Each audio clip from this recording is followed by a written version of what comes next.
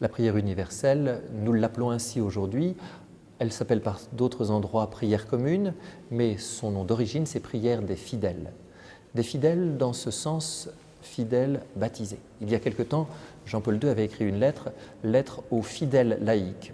Il ne s'adressait pas aux fidèles dans un sens banal, il s'adressait aux fidèles dans le sens baptisé, en opposition au terme catéchumène. Un catéchumène est un chrétien, mais il n'est pas encore baptisé. Le fidèle est un chrétien baptisé.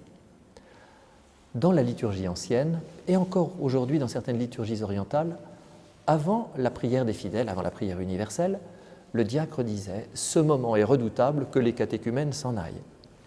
Pourquoi fallait-il que les catéchumènes s'en aillent? Parce que par le baptême, lorsque nous recevons l'onction d'huile, nous devenons prêtres, prophètes et rois. Prêtres. Eh bien, c'est notre rôle sacerdotal de baptiser que nous mettons en œuvre à l'occasion de la prière universelle. Le prêtre est celui qui porte la prière de ses frères. Or, beaucoup d'hommes sur terre ne savent pas prier ou ils sont de telles conditions qu'ils ne peuvent pas prier. Nous prions pour nos frères, pas seulement à leur intention, mais aussi à leur place. Et quand des chrétiens se rassemblent, ils ne pensent pas d'abord à eux, ils pensent d'abord aux autres dans leur prière, et c'est pourquoi leur prière devient universelle. La prière universelle, au niveau de son déroulement, est constituée de 4 points. Le premier point, c'est le prêtre qui invite la communauté des fidèles baptisés à prier le Seigneur. Ensuite, il y a un ensemble d'intentions de prière qui couvrent aussi bien la vie du monde, la vie de l'Église, les souffrants, la vie de la communauté, qui sont énoncées par l'un des membres de la communauté ou éventuellement le diacre, et la communauté s'y associe en répondant « Seigneur, écoute notre prière » ou « Entends nos demandes » ou « Exauce-nous ». C'est le refrain de la prière universelle, qui est le 3e point de sa composition, va exprimer que le peuple de Dieu est totalement associé à l'intention qui vient d'être dite.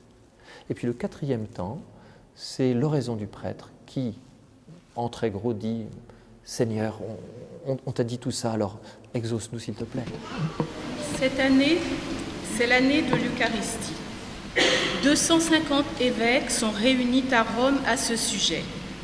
Seigneur, nous te demandons d'aider les chrétiens à mieux comprendre l'Eucharistie. Seigneur, nous te prions.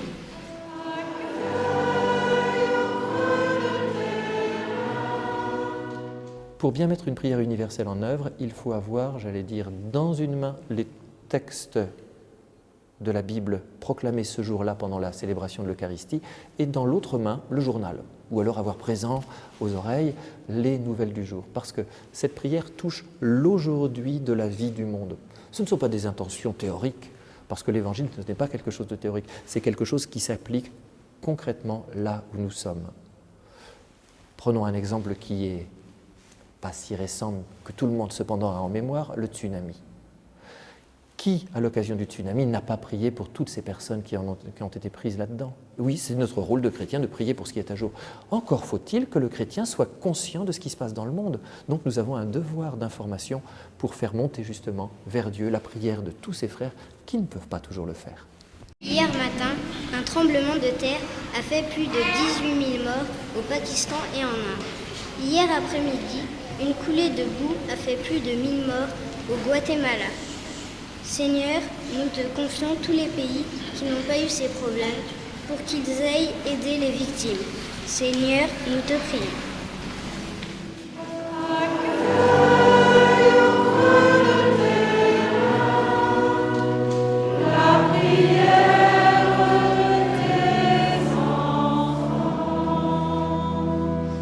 Dans la prière des fidèles, ce qu'il ne faut pas faire, eh bien, c'est prier de manière théorique.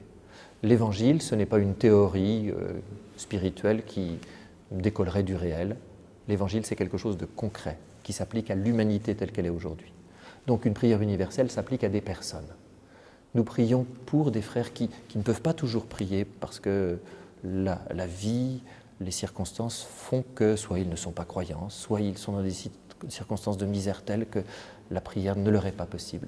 Eh bien, nous remplissons notre rôle sacerdotal, et remplissant notre rôle sacerdotal, quelle est la prière de nos frères? Nous devons nous poser la question. Alors, ce qu'il faut éviter, bien sûr, c'est de prendre lorsque des revues font des propositions, de prendre la proposition telle qu'elle, sans jamais l'adapter, l'actualiser par rapport à quelle est la vie du monde, puisque c'est là que se vit l'Évangile.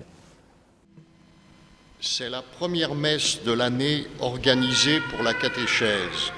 Seigneur, nous te confions les enfants du caté, leurs parents, leurs animateurs.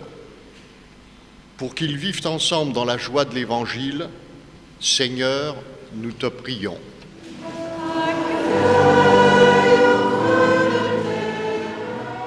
Seigneur notre Dieu, toi qui écoutes toute vraie prière, ouvre nos cœurs aux réponses que tu nous donnes, toi qui es vivant pour les siècles des siècles.